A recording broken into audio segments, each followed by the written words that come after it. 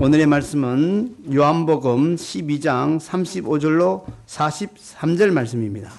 요한복음 12장 35절로 43절 한 절씩 교독하신 후 마지막 43절은 다 함께 합독하시겠습니다. 예수께서 가라사대 아직 잠시 동안 빛이 너희 중에 있으니 빛이 있을 동안에 다녀 어두움에 붙잡히지 않게 하라. 어두움에 다니는 자는 그 가는 바를 알지 못하느니라. 너희에게 아직 빛이 있을 동안에 빛을 믿으라. 그리하면 빛의 아들이 되리라. 예수께서 이 말씀을 하시고 저희를 떠나가서 숨으시니라. 이렇게 많은 표적을 저희 앞에서 행하셨으나 저를 믿지 아니하니 이는 선지자 이사야의 말씀을 이루려 하심이라. 가로되 주여 우리에게 들은 바를 누가 믿었으며 주의 팔이 우리에게 나타났나이까 하였더라. 저희가 능히 믿지 못한 것은 이 까닭이니 곧 이사야가 다시 일렀으되 저희 눈을 멀게 하시고 저희 마음을 완고하게 하셨으니 이는 저희로 하여금 눈으로 보고 마음으로 깨닫고 돌이켜 내게 고침을 받지 못하게 하려 함이니라 하였음이더라. 이사야가 이렇게 말한 것은 주의 영광을 보고 주를 가리켜 말한 것이라. 그러나 관원 중에도 저를 믿는 자가 많되 바리새인들을 인하여 드러나게 말하지 못하니 이는 추회를 당할까 두려워함이라. 다 함께 저희는 사람의 영광을 하나님의 영광보다 더 사랑하셨느니라. 아멘.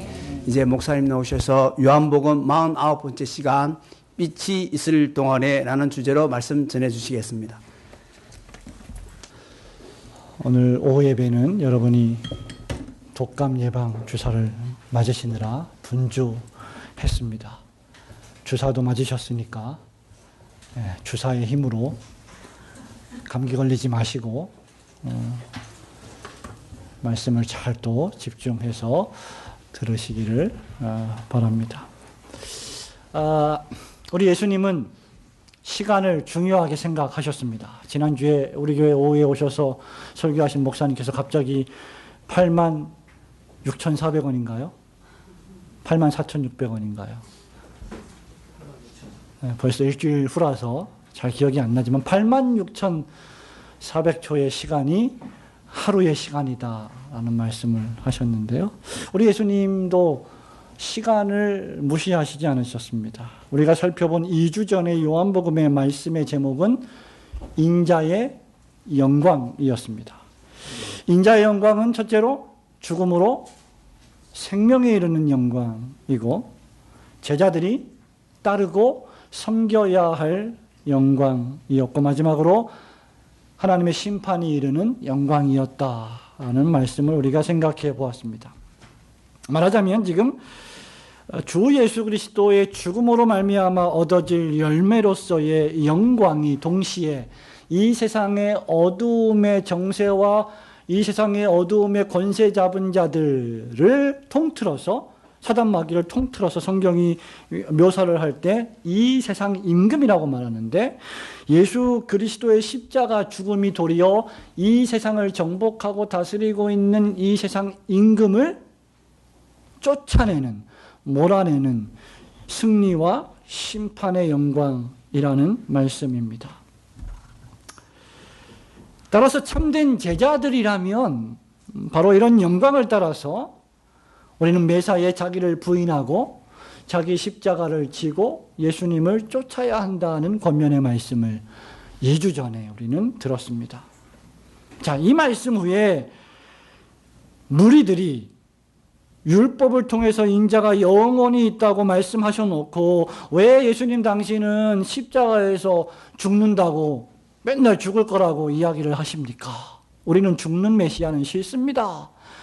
영원히 계시는 메시아가 우리에겐 필요합니다. 우리의 억울한 이 삶, 우리 국가가 지금 당하고 있는 고통, 고난, 우리 가정, 우리 개인이 당하는 서름 이런 것들을 모두 다 한 방에 해결해 주실 메시아가 필요합니다. 그런데 왜 당신은 자꾸 죽음을 이야기하십니까? 왜 십자가에서 죽으려고 하십니까? 라고 질문했습니다. 그러자 이 질문에 대답하시면서 우리 주님이 강조하신 것이 뭐냐면 시간입니다. 시간. 우선 35절에 보세요. 주님은 뭐라고 말씀하십니까? 아직 35절에 아직 잠시 동안 빛이 너희 중에 있으니 라고 했고요. 계속해서 빛이 있을 동안에 라고 하셨습니다. 그죠? 36절에서도 또다시 반복해서 빛이 있을 동안에 라고 말씀하시므로 지금 빛이 있는 동안을 계속 강조하고 계시는 거예요. 여기 빛이 있을 동안에 라고 하는 이 빛은 물리적인 빛이기도 하지만 동시에 비유적으로 말씀하시면서 우리 예수님은 신앙적으로 볼 때 우리 예수님이 지상에 사람의 몸을 입고 지상에 계시는 동안, 지상에 계심으로 구속사역을 수행하시는 동안의 모든 시간을 가리킵니다. 사람의 몸을 입고 갈라디아서 4장 4절에 때가 차면 하나님이 그 아들을 누구에게서요? 여자에게서 나게 하실 때부터 예수님이 십자가에 달려 돌아가시고 하늘로 부활 승천하실 때까지 지상생의 모든 구속사역을 수행하시는 동안이 바로 빛이 있을 동안입니다. 우리 예수님의 시간을 초월하여 계신 분이 분명하십니다. 요한복음 1장 1절부터 우리가 살펴본 말씀은 태초에 말씀이 계시니라. 이 말씀이 하나님과 함께 계셨으니 이 말씀이 곧 하나님이시니라고 하면서 예수 그리스도께서 선재하신 하나님, 신이시다라는 것을 강조한 바가 있습니다. 그래서 우리 예수님은 시간을 초월하여 존재하십니다. 하지만 지상에 계실 때만큼은 철저하게 시간 안에서 시간에 따라 사셨습니다. 우리 주님은 어떤 의미에서 보면 상당히 계획적으로 사셨어요. 우리가 흔히 이런 말을 하지 않습니까? 앞으로 계획이 뭡니까? 계획이 무슨 계획? 우리 예수 믿는 사람 무슨 계획이 있어? 그냥 주님의 은혜로 되는 대로 사는 거지. 한편으로는 믿음이 대단히 좋아 보이는 것 같지만 또 한편으로는 어떻게 보면 대단히 무책임한 질문일 수도 있습니다. 그 대답하는 사람이 어떤 삶을 사느냐에 따라서 그 시간이 결정이 되겠지만 말입니다. 우리 주님은 시간 안에 계셨고 저와 여러분처럼 사람의 몸을 입고 제한된 삶을 사셨습니다. 왜? 사람이셨기 때문에. 헤롯 대왕이 예수님을 죽이려 할 때 예수님은 누가복음 13장 23절에서도 이렇게 말씀하시죠. 이르되 너희는 가서 저 여우에게 말하라. 여우는 헤롯 대왕을 가리키죠. 오늘과 내일은 시간입니다. 오늘과 내일은 내가 귀신을 쫓아내며 병을 고치다가 제 3일에는 완전하여지리라 라는 말씀을 하셨어요. 오늘, 내일, 모레, 제3일. 나에게 죽음이 다가온다 할지라도 오늘과 내일과 모레라는 시간에 나는 하나님께서 나에게 맡기신 내 일을 할 것이다 라고 주님은 말씀하신 겁니다. 본문에서도 주님은 빛이 있을 동안이라는 말씀을 하십니다. 우리 주님이 말씀하시는 빛이 있을 동안이라는 이 시간은 어떤 시간일까요? 세 가지를 살펴보기 원합니다. 첫 번째로 이 빛이 있을 동안의 이 시간은 모든 민족에게, 모든 인류에게 믿음의 기회를 제공하시는 예수 그리스도의 은혜의 시간입니다. 믿음의 기회를 제공하시는, 믿을 수 있는 기회를 주시는 예수님의 은혜의 시간이다. 자, 35절 36절 말씀 예수께서 가라사대 함께 큰 소리로 읽습니다. 시작. 예수께서 가라사대 아직 잠시 동안 빛이 너희 중에 있으니 빛이 있을 동안에 다녀 어두움에 붙잡히지 않게 하라. 어두움에 다니는 자는 그 가는 바를 알지 못하느니라. 너희에게 아직 빛이 있을 동안에 빛을 믿으라. 그리하면 빛의 아들이 되리라. 아멘. 거기까지. 예. 우리 주님의 35절에서 빛이 있을 동안에 그 다음 단어 어떻게 하라고요? 빛이 있을 동안에 어떻게 하라고요? 다녀. 어둠에 붙잡히지 말라고 하셨고요. 36절에서는 빛이 있을 동안에 빛을 믿으라. 전부 동사예요. 다녀라. 믿으라. 그러니까 36절은 35절의 부연 설명입니다. 말하자면 빛이 있는 동안에 다니는 것이 무엇이냐? 너희들이 빛이 있을 동안에 막 다녀야 되는데, 빛이 있을 동안에 뛰어다녀야 되는데, 빛이 있을 동안에 다니는 것이 무엇을 의미하냐? 믿는 것을 뜻한다는 말입니다. 그리고 어두움에 붙잡히지 않는 것은 36절에 빛의 아들이 되는 것을 뜻하고 있어요. 성경에서 빛은 선함을 상징합니다. 야고보 사도가 야고보서 1장 7절에서 이렇게 말하죠. 온갖 좋은 은사와 선한 선물이 그 다음 빛들의 아버지이신 하나님께로부터 나온다고 했습니다. 그러니까 우리가 믿는 하나님은 어떤 분이시냐? 빛들의 아버지, 빛이신 하나님 아버지이십니다. 사도 요한이 예수 그리스도 자신을 요한복음 1장에서 뭐라고 비유하셨죠? 빛으로 비유하셨습니다. 빛이 어두움에 빛이 돼 어두움이 깨닫지 못하더라고 하심으로 예수님을 빛이라고 말씀을 하셨습니다. 하나님께로부터 보내심을 받은 세례 요한은 요한복음 1장 6절 7절에서 무엇을 증거하러 이 세상에 왔느냐라고 할 때 빛이신 예수 그리스도를 전하러 증거하러 왔다라고 기록을 하고 있습니다. 예수님이 누구시냐라고 말할 때 많은 이야기를 할 수 있지만 친구 여러분, 예수님이 누구냐고 누가 친구들이 여러분에게 물으면 예수님은 세상의 빛이시다 이렇게 말씀하셔야 됩니다. 예수님이 누구시냐? 세상의 빛이시다. 밝게 빛나는 참된 빛이시다. 그러니 지금 주님이 하신 이 비유적인 말씀, 즉 빛이 있을 동안에는 실상 무슨 말이냐? 내가 있을 동안에, 내가 지상에 살면서 너희들에게 복음을 전하는 동안에, 내가 지상에 살면서 너희들에게 천국 복음을 선포하는 동안에, 내가 지상에 살면서 너희들을 고치는 동안에, 죽은 자를 살리는 동안에, 귀신을 내어 쫓는 동안에 다녀 믿으라는 말입니다. 내가 있을 동안에 마음껏 다녀서 너희는 어두움에 붙잡히지 말고 마음껏 믿어서 빛의 자녀가 되라는 말씀입니다. 왜냐하면 예수님 당시입니다. 이 사건 이후에 잠시 후면 우리 예수님 어디로 가십니까? 겟세마네 동산에 가셔서 죽음을 위하여 기도하시고 십자가에 달려 돌아가십니다. 그러니 더 이상 주님이 안 계시는 시간이 온다는 거예요. 그 시간은 어두움의 시간이라는 말입니다. 잠시 잠깐 후면 예수님이 십자가에 못 박혀 높이 들리는 죽음의 시간이 다가올 것이기 때문에 빛이 있을 동안에 다녀야 한다. 지금 태초부터 하나님과 함께 계시다가 세상의 빛으로 사람들의 생명으로 사람의 몸을 입고 친히 우리들의 생명이 되어주시기 위하여 오신 예수님께서 우리에게 지금 무슨 말씀을 하시느냐?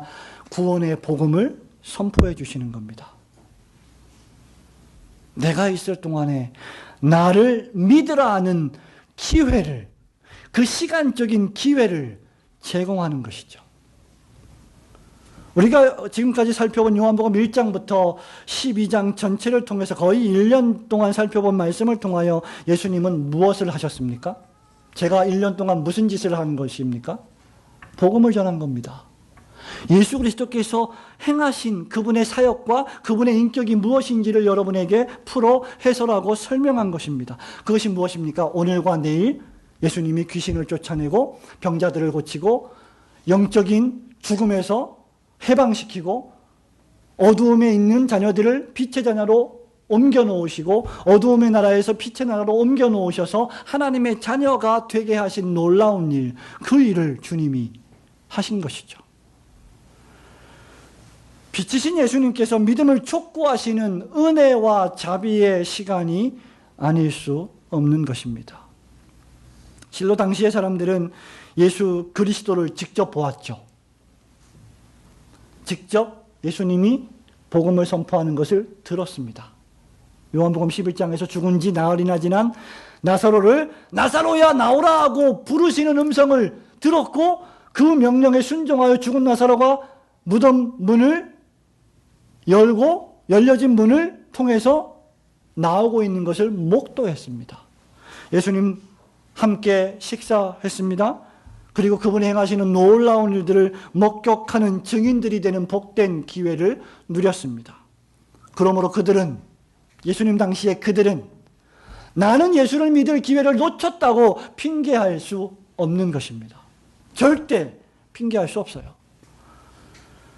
성도 여러분, 그러면 여러분 자연스럽게 이런 질문이 떠오를 겁니다. 우리는 예수님을 못 봤습니다. 우리는 2000년 전에 살지 못했습니다. 지금 우리는 어떠합니까? 이 말씀은 비단 당시의 유대인들만 위해서 기록된 것이라고 생각해서는 안 됩니다. 바울은 고린도 후서 6장 1절과 2절에서 이렇게 말합니다. 우리가 하나님과 함께 일하는 자로서 너희를 권하노니 하나님의 은혜를 헛되이 받지 말라. 이르시되 내가 은혜 베풀 때에 너에게 듣고 구원의 날에 너를 도왔다 하셨으니 보라. 지금은 어떤 때? 은혜 받을 만한 때요. 지금은 구원의 날이로다. 이 지금이 언제입니까? 예수 그리스도가 십자가에 달려 돌아가신 지 사흘 만에 부활 승천하시고 지금 지상에 안 계시는 동안입니다. 예수님이 다시 오실 재림의 시간 그 이전까지 모든 시간을 가리키는 시간이죠. 그때가 은혜 받을 시간이요 구원의 날이다. 그러므로 하나님의 은혜를 헛되이 받지 말라고 바울이 강력하게 권면하고 있는 것입니다. 하나님은 예수 그리스도의 복음을 항상 전하셨습니다. 구약 시대 때는 선지자를 통하여 오실 메시아를 전파하셨습니다. 신약 시대에는 사도들을 통하여 오신 메시아를 우리에게 증거하셨습니다. 그리고 이제 우리는 다시 오실 메시아를 듣고 있습니다. 그렇다고 하면 지금이야말로 바로 은혜 받을 만한 때입니다.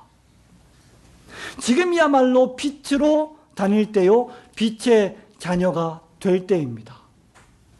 하나님은 이 모든 날 마지막 날에 예수 그리스도로 우리에게 말씀하신 분이시고 부활 승천하여 하나님 보좌 우편에 좌정하신 예수 그리스도에 대하여 지금 하나님은 교회를 통하여 설교자들을 통하여 전도자들을 통하여 예수 그리스도의 빛의 복음을 선포하고 계십니다.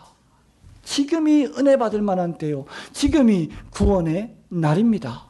그러므로 저와 여러분도 핑계할 수가 없어요.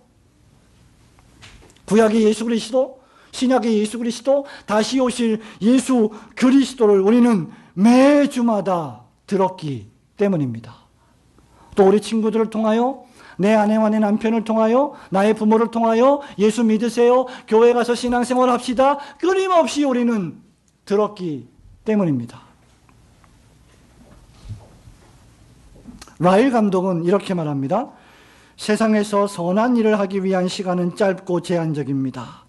은혜의 보좌가 항상 서 있지 않을 것입니다. 지금이 은혜의 보좌가 있는 때인데, 지금이 은혜 받을 만한 때인데, 지금이 구원의 날인데 그 시간이 오래 있지 않을 거란 말입니다. 그날이 오면 은혜의 보좌는 옮겨지고 그 자리에 심판의 보좌가 세워질 것입니다. 그리스도를 믿는 믿음으로 말미암는 구원의 문이 항상 열려 있지는 않을 것입니다.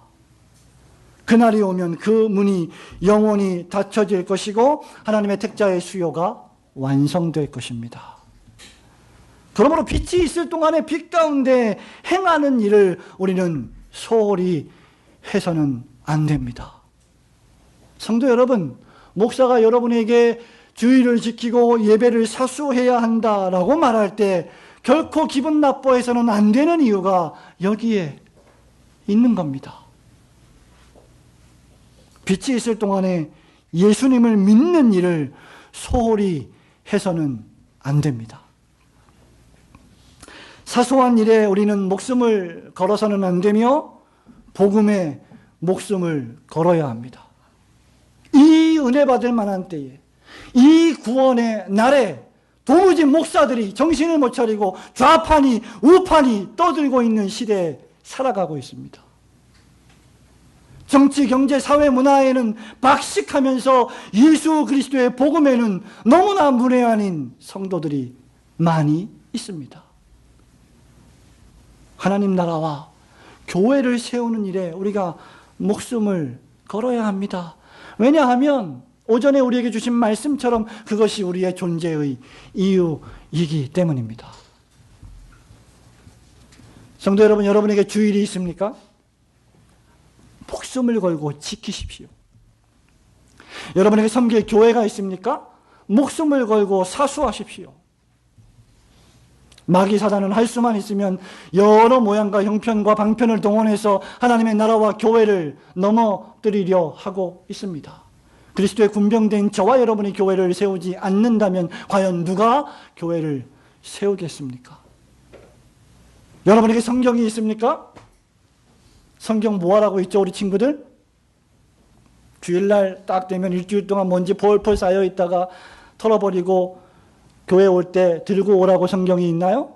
아니죠. 성도님 여러분, 여러분은 어떠합니까? 일주일 동안 여러분에게 성경이 있습니까? 펼쳐서 읽으십시오. 지금이 은혜 받을 만한 때입니다. 읽고 싶어도 눈이 점점 희미하고 안 보여서 읽지 못할 날이 금방 올 것입니다. 여러분에게 두 손이 있습니까? 손을 모으고 간절히 하나님께 기도하십시오. 봉사하십시오. 여러분에게 발이 있습니까? 두루 다니며 평지 풍파를 일으키지 말고 예수 그리스도의 복음을 선포하십시오. 왜냐하면 우리는 빛의 자녀들이기 때문입니다. 우리가 가는 곳마다 예수 그리스도의 구원이 여기저기서 부릴 듯 일어나야 하기 때문이죠. 빛이 있을 동안에, 우리에게 교회가 있을 동안에, 우리에게 말씀이 있을 동안에, 우리가 기도할 수 있을 동안에 예수 그리스도를 뜨겁게 믿으시고 빛 가운데 믿음으로 행하는 올곧은 성도들이 되시기를 주님의 이름으로 축원합니다. 두 번째, 빛이 있을 동안에 이것은 놀랍게도 믿음의 기회를 날려버리는 불신앙에 대한 심판의 시간입니다. 자, 37절부터 40절 말씀 함께 읽도록 하겠습니다. 이렇게 시작. 이렇게 많은 표적을 저희 앞에서 행하셨으나 저를 믿지 아니하니 이는 선지자 이사야의 말씀을 이루려 하심이라. 가로되 주여 우리에게 들은 바를 누가 믿었으며 주의 팔이 네게 나타났나이까 하였더라. 저희가 능히 믿지 못한 것은 이 까닭이니 곧 이사야가 다시 일렀으되 저희 눈을 멀게 하시고 저희 마음을 완고하게 하셨으니 이는 저희로 하여금 눈으로 보고 마음으로 깨닫고 돌이켜 내게 부침을 받지 못하게 하려 함이니라 하였음이더라. 아멘. 사도 요한은 우리에게 믿음을 촉구하신 주님의 권면 이후에 나타난 두 가지 결과를 알려주고 있습니다. 빛이 있을 동안에 다녀 믿으라, 빛의 자녀가 되라고 선포하신 후에 두 가지 결과. 하나는 불신앙이고 다른 하나는 신앙입니다. 본문 37절에서 이렇게 많은 표적을 저희 앞에서 행하셨으나 그 다음 저를 믿지 아니하니가 불신앙입니다. 반면에 42절에 보면 그러나 역접이죠. 반대입니다. 관원 중에도 저를 믿는 자가 많대라고 기록했어요. 빛이 있을 동안에 다녀서 믿고 빛의 자녀가 되라고 선포한 그 메시지에 따라서 어떤 사람은 안 믿고 어떤 사람은 믿었다. 두 가지 다른 상반된 결과가 나타났다는 겁니다. 여기서 먼저 불신앙에 대해 생각하며 경고를 받기 원합니다. 요한은 저들의 불신앙을 핑계할 수 없는 두 가지 이유를 강조합니다. 하나는 예수님이 많은 표적을 행하셨다는 것이고요. 두 번째는 무엇입니까? 그것들을 저희 앞에서 행하셨다는 것입니다. 예수님은 가나 혼인잔치에서 물로 포도주를 바꾸시는 표적을 행하셨고, 그렇죠? 바다를 걸으셨습니다. 38년 된 병자를 고치셨습니다. 나면서부터 걸을 수 없는 안진뱅이 된 자를 일으켜 세워서 걷게 하셨지요. 그가 걸으며 뛰며 하나님을 찬미했습니다. 눈먼 자를 보게 하셨고 오병이어로 5,000명을 먹이셨고 죽은 지 나흘이나 지난 죽은 나사로를 살리셨습니다.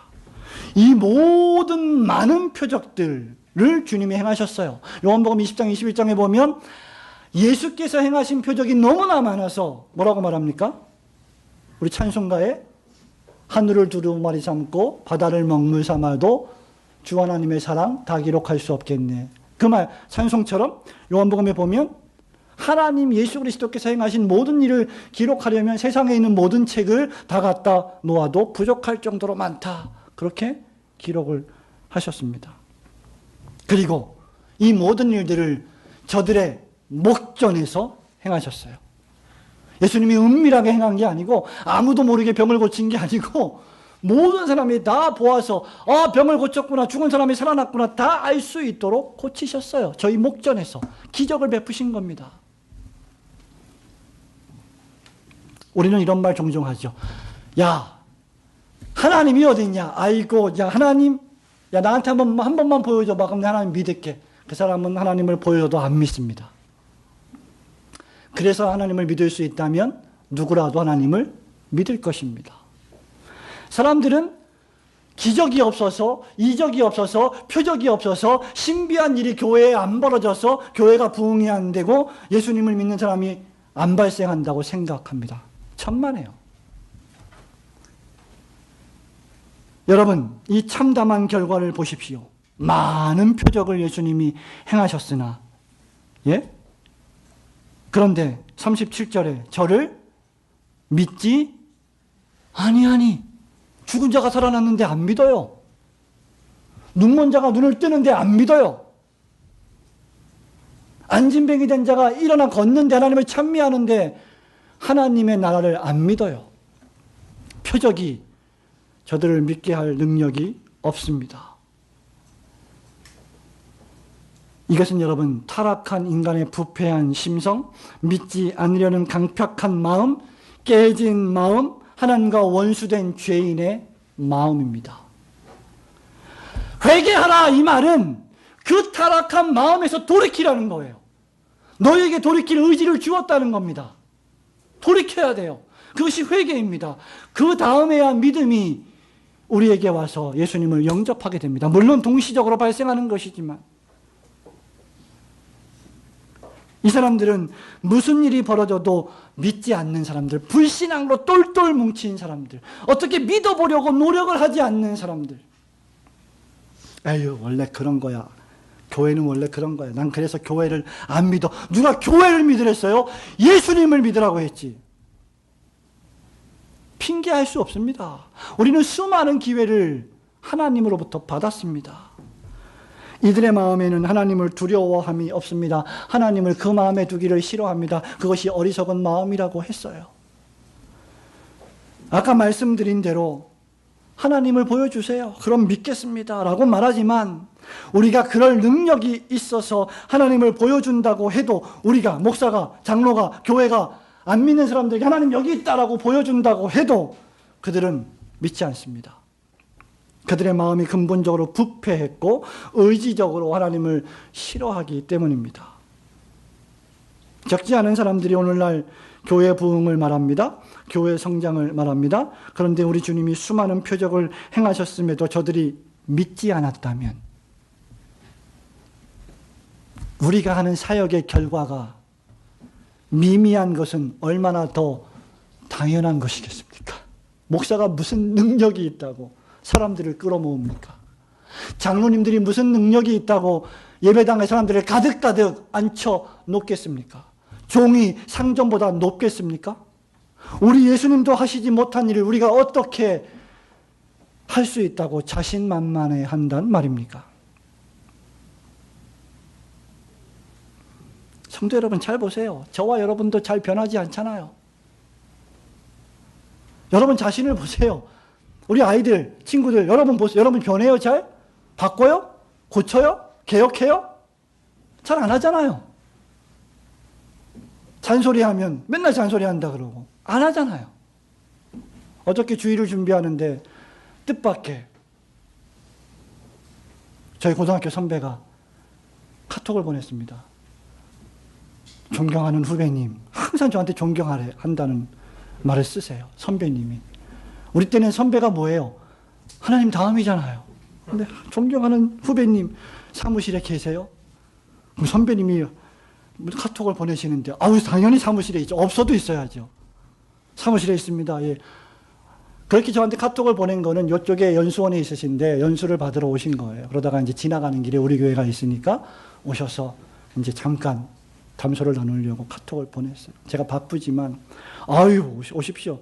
그랬더니 커피 한 잔을 할 수 있습니까? 예, 맛있는 커피 내려드리겠습니다. 오셨습니다. 1시간 반 동안 인생 살아가는 얘기를 하는데, 저하고 고3, 고2 때 부산 태종대를 1박 2일, 무박 2일로 여행을 갔다 온 선배인데, 이렇게 늙어가지고 지금 두 아이의 아버지가 되고, 예, 열심히 살고 계십니다. 열심히 공부하고 계시고, 강의도 하고 계시고. 근데 딸이 있어요. 둘 다 대학에 입학했습니다. 딸이 대학을 하면서 봉사활동을 하는데, 어느 날 봉사활동 가서 너무 늦게 집에 안 들어온다는 거예요. 12시가 지났는데도 안 들어와요.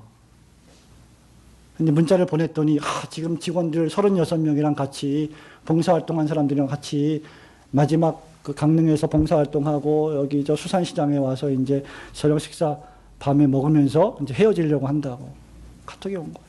새벽 1시가 돼도 집에 안 들어와요. 2시가 돼도 안 들어와요. 그 아빠가 화가 난 거죠. 전화를 했어요. 뭐야. 얘기를 하니까 딸내미가 아빠한테 화를 낸 거죠. 이제 왜 전화했냐 이 말이야. 왜 집에 들어왔어요. 집에 들어왔더니 이 딸이 하는 말이, 거기 있는 36명 중에 나 전화한 사람은 아빠밖에 없다고. 생피 죽는 줄 알았다고. 근데 그 말을 들으니까 이 아빠가 막 눈물을 흘렸대. 속상해가지고.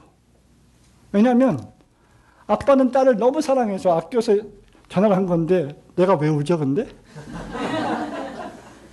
근데 딸은 그걸 몰라주는 거야. 그 창피한 것만 하는 거예요.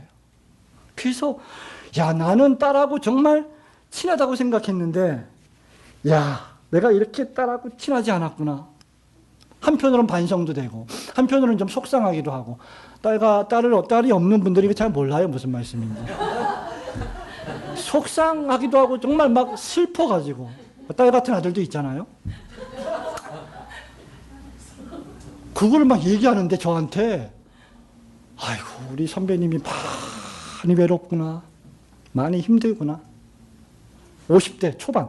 지금 힘들 때 아닙니까? 딱 대학 가고, 돈 쪼달리고, 돈을 많이 벌어도 더 쪼달리고, 많이 벌면 많이 벌수록 쪼달리고, 얼마나 힘들어요. 근데 그게 섭섭한 거예요.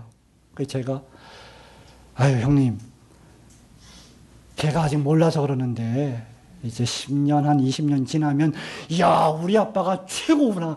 그때 나한테 전화한 아빠 나밖에 없다. 얼마나 엄청난 특별한 아빠냐. 그렇게 나를 끔찍이 아끼고 사랑했던 아빠. 지금은 잘 모르지. 간섭하는 것 같고. 그랬대요. 내 인생에 간섭하지 마세요.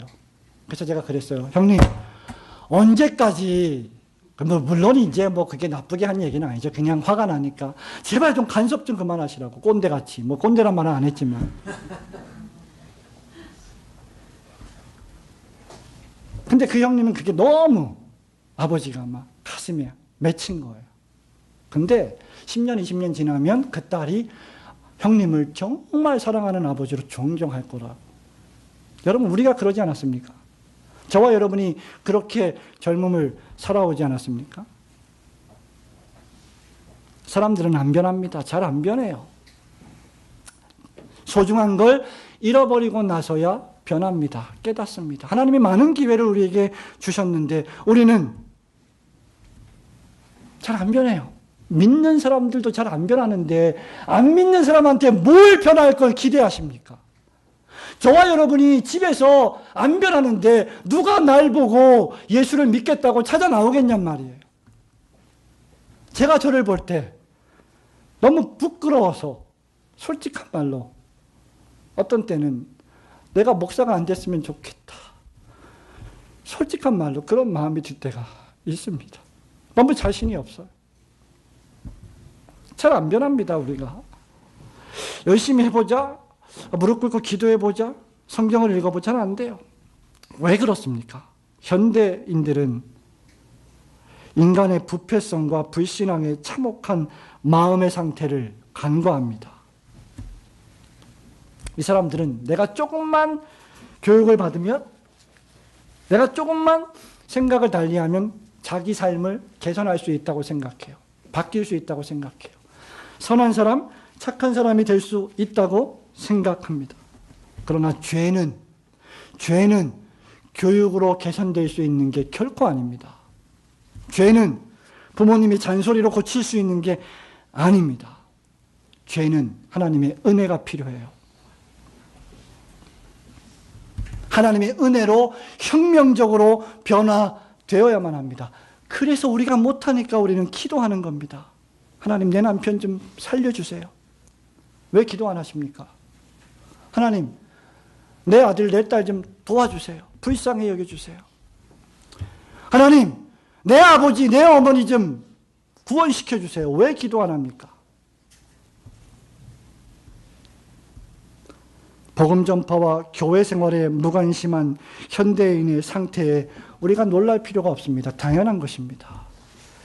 저들이 믿지 않는 이유가 저들의 죄악된 본성에 있다고 했습니다. 그런데 요한은 저들이 믿지 않는 이유가 40절에 저희 눈을 멀게 하시고 저희 마음을 완고하게 하셨다고 이사야서 53장 1절과 69장 10절 말씀을 인용하여 말씀합니다. 이 말은 이들이 철저하게 어두움에 붙잡혀 있는 상태, 그대로 버려져 있었음을 뜻합니다. 하나님이 버리신 게 아니라, 하나님이 못 믿게 하신 게 아니라 저들이 어두움 가운데 있었고 수많은 기회가 있었음에도 불구하고 어두움에 붙잡혀 있는 그 상태를 즐거워했기 때문에 하나님께서 그 버려진 상태로 내버려 두시는 것입니다. 절대로 내가 못 믿은 것은 하나님 당신 때문입니다라고 핑계할 수가 없습니다. 여러분의 인생을 돌아보십시오. 얼마나 많은 사람들이 여러분 주변에서 예수를 믿으라고, 하나님을 위해 살라고, 하나님의 영광을 위하여 살아가라고 복음을 전했습니까? 수많은 기회가 있었음에도 불구하고 그들은 계속하여 불신앙했고, 그러자 하나님은 그들을 그 마음대로 버려 두셨습니다. 사랑하는 우리 친구 여러분, 중고등부 청년 대학생 여러분, 부모님이 어떤 때 제일 무서운지 아십니까? 매를 들고 때릴 때가 아니에요. 버리실 때입니다. 버릴 때입니다. 너는 내 아들이 아니다. 너는 내 딸이 아니다. 버리는 것만큼 참혹한 형벌이 없습니다. 버리지 않는다면 내 아들이에요. 내 딸이에요. 그래서 매를 대는 겁니다. 37절에 보면 아더 핑크가 이렇게 37절을 말합니다. 37절에서 그들은 믿지 아니하였다. 그리고 39절에서 그들은 믿을 수 없었다. 그들이 믿을 수 없었던 이유는 그들이 믿지 않았기 때문이다. 그리고 이제 더 이상 믿을 수가 없게 되었다. 왜? 계속해서 불신앙했기 때문에. 이스라엘 백성을 애굽에서 가나안으로 보내지 않은 이집트의 바로왕 기억하시죠? 마찬가지입니다. 바로왕의 마음을 강팍하게 하고 완고하게 하시자 하나님이 그를 그 상태 그대로 버려 두셨습니다. 여호와께서 모세에게 이르시되 바로의 마음이 완강하여 내 백성 보내기를 거절하는도다. 바로의 마음이 완강했다. 여러분, 출애굽기 9장 35절을 펼쳐 보시기 바랍니다. 출애굽기 9장 35절.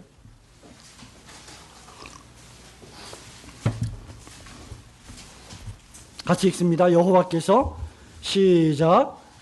여호와께서 바로의 마음을 강팍해 하셨으므로 그들을 보내기를 여호와께서 모세에게 말씀하신 것 같더라. 예.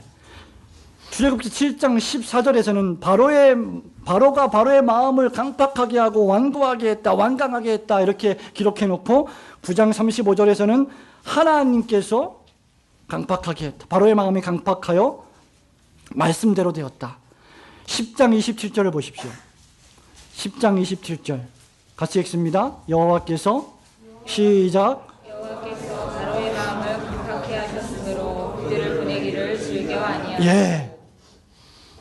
바로가 마음을 완고하게 하고 강팍하게 하고 하나님의 백성을 보내지 않으니까 하나님께서 그의 마음을 강팍하게 하셨다라고 표현하시는 것입니다. 그러므로 여러분 핑계할 수 없습니다. 바울이 이에 대해서 로마서 1장 28절에서 무엇이라고 결론을 짓는지 아십니까? 로마서 1장 28절을 펼쳐 보실까요?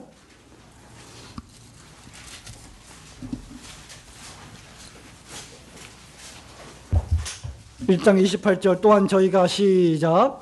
또한 저희가 마음에 하나님 두기를 싫어하매 하나님께서 저희를 그 상실한 마음대로 내어버려 두사 합당치 못한 일을 하게 하소서. 예. 하나님이 버려두신 이유는 저들이 마음에 하나님 두기를 싫어하는 불신앙이 있었기 때문입니다. 그러므로 빛이 있을 동안에 빛으로 행하지 않고 예수님을 믿지 않는 자들은 믿음과 봉사의 기회를 날려버리고 그 결과 불신앙의 심판을 받을 것입니다. 그러나 우리는 저 완고하고 강팍한 유대인들처럼 하지 않고 주님의 초청에 기꺼이 응하면서 선한 일을 하시는 친백성들이 되시기를 주님의 이름으로 축원합니다. 빛이 있을 동안에 마지막 세 번째는 이 시간, 빛이 있는 이 시간이야말로 우리의 믿음을 자라게 하고 더욱 강화해야만 하는 시간입니다. 42절부터 45절 요한복음 12장 42절로 45절 함께 읽겠습니다. 시작.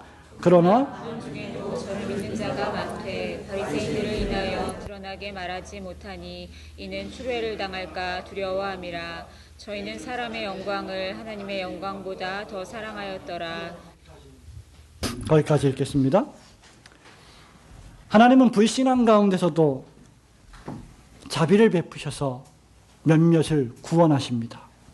이런 강팍하고 완고한 마음과 태도 가운데서도 누군가 예수님을 믿었다면, 누군가 믿음을 가지게 되었다면 그것이야말로 하나님의 엄청난 은혜가 아닐 수 없습니다. 42절은 무슨 단어로 시작합니까? 그러나. 계속하여 불신앙 가운데 있었는데, 그래서 하나님이 버려두셨는데, 그러나 그 가운데 몇몇 관원들은 예수님을 믿었다. 극심한 불신앙 가운데서도 신앙이 존재했다는 말입니다. 관원 중에 저를 믿는 자들이 많았다고 했습니다. 그들이 비록 드러내지는 못했지만 믿음이 분명히 있었던 것은 확실합니다. 그런데 여러분, 이런 믿음은 만족할 만한 믿음이 아니에요. 그들은 믿음이 있었지만 이 믿음이 더욱 자라고 강화되고 구원받는 구원적 믿음으로 성장되어야 하고 하나님의 은혜를 계속 간구했어야 합니다. 그들은 믿음이 있었지만 어떤 믿음이었냐? 속으로만 믿고 동의하고 적극적으로 그 믿음을 드러내지 못했어요. 왜? 그 믿음을 드러내면 그 당시에 관원들과 서기관, 바리새인, 대제사장들이 예수님을 죽이려고 혈안이 되어 있었기 때문에 그 공동체에 속한 자기의 신분과 지위를 박탈당할 위기에 처하게 됨이 분명했기 때문이죠.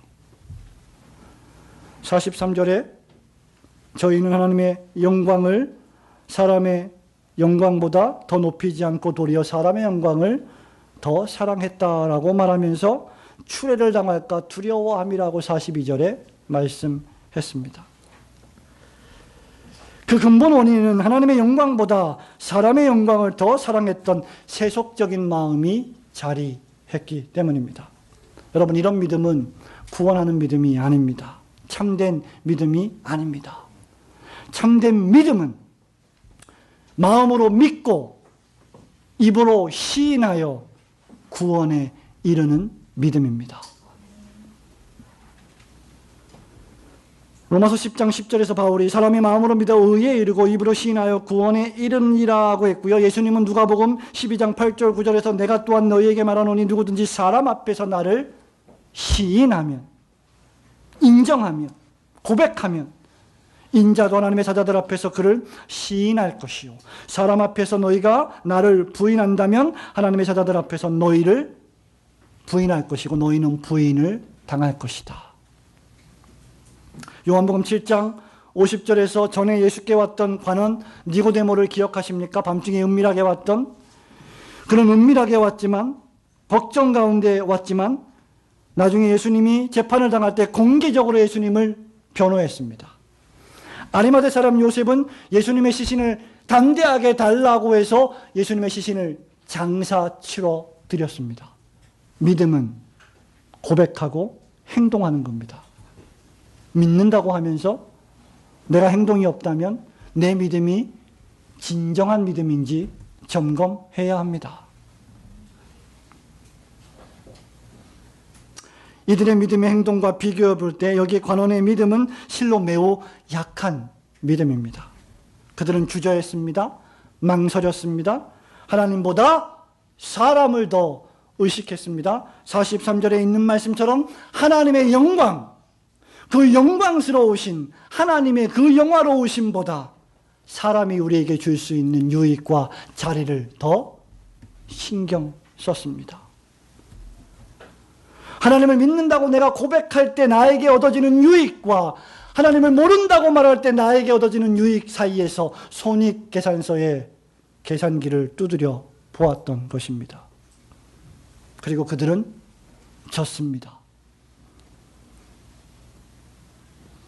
그래서 그들은 어떤 믿음을 가지려 했냐? 혼자만 알고 있는 은밀한 믿음을 가지려 했던 것입니다. 성도 여러분, 오늘날 조국 교회를 보십시오. 얼마나 많은 교인들이 이런 은밀한 믿음을 즐거워하고 있습니까? 직장에서 내가 예수 믿는 신자 안 드러내도 좋아요. 괜찮아요. 내가 만나는 사람들에게 내가 하나님을 섬기고 있다는 것을 그 사람들은 전부 몰라야 돼요.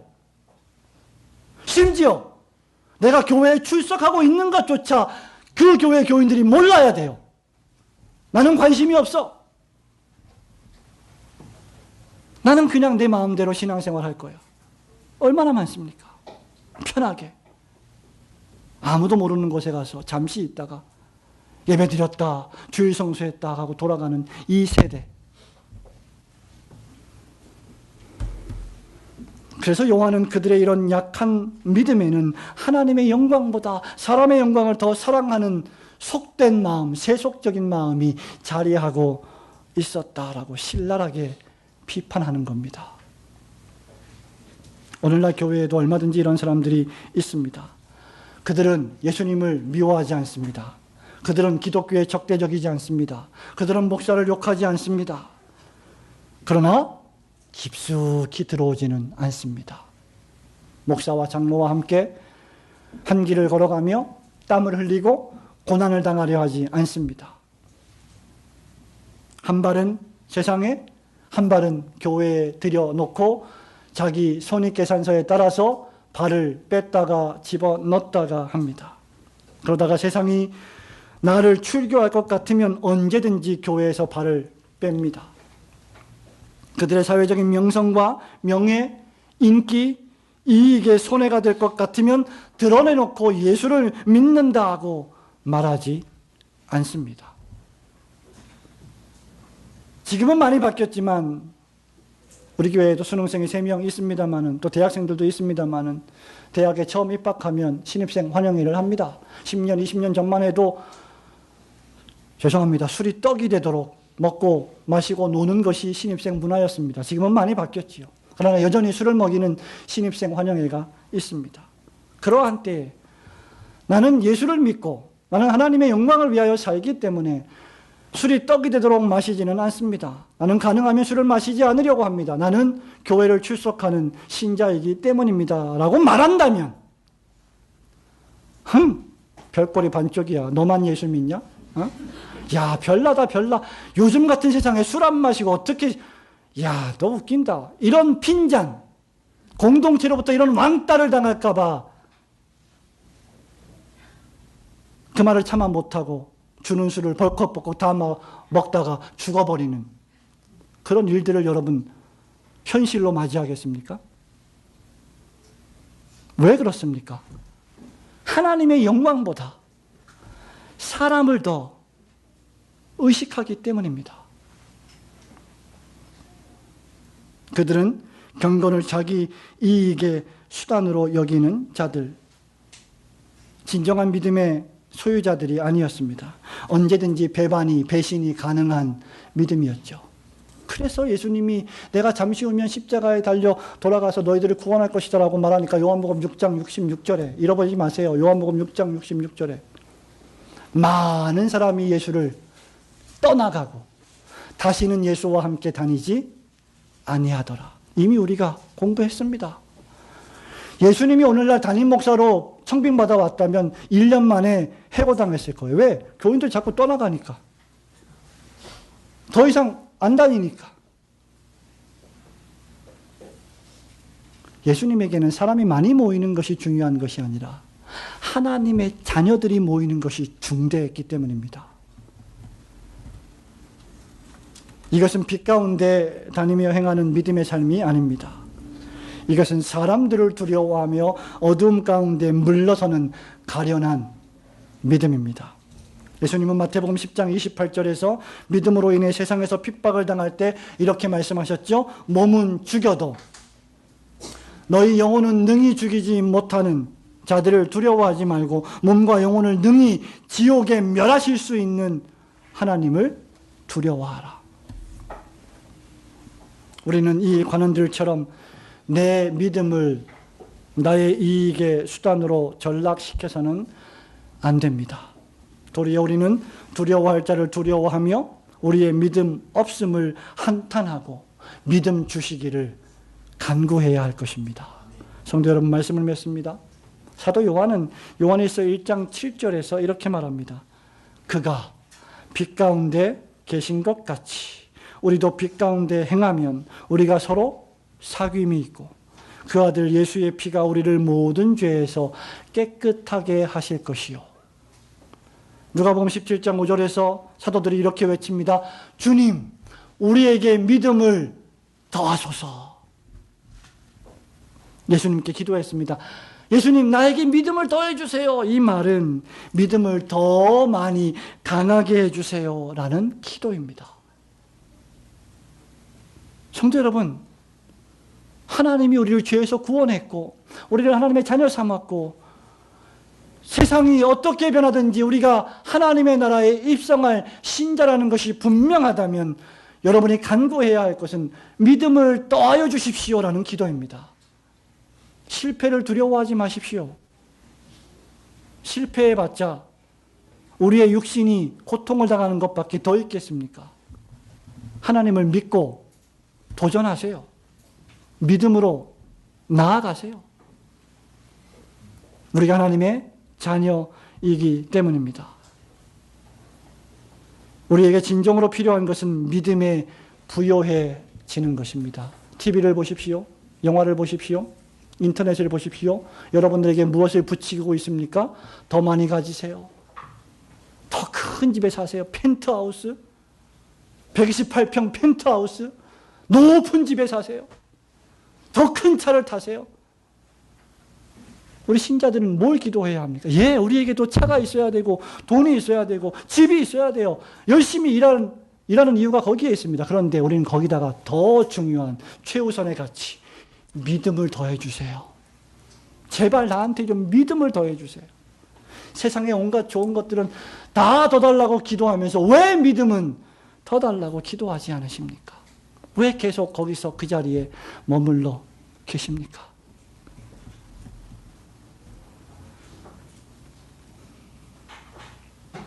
우리가 돈도 명예도 권력도 더 많이 가지려 하는 이유는 이런 것들이 나를 안전하게 해줄 것이라 여기기 때문입니다. 우리에게도 이런 것들이 필요하지요. 그러나 주님의 거룩한 나라와 주님의 몸된 교회를 섬기고 복음을 전하여 영혼을 구원하는 일에 그런 것들이 사용되는 것이 아니라면 그것은 전부 다 사람의 영광에 사용되는 것일 뿐입니다. 우리 주님 말씀하십니다. 썩는 양식을 위하여 일하지 말고 영생하도록 있는 양식을 위하여 일하라. 우리가 진정으로 더 많이 소유해야 할 것은 나의 믿음입니다. 빛이 있을 동안에 여러분의 믿음을 더하여 달라고 우리 하나님께 늘 간구하시며 충성하시는 성도들이 되시기를 주님의 이름으로 축원합니다. 아멘.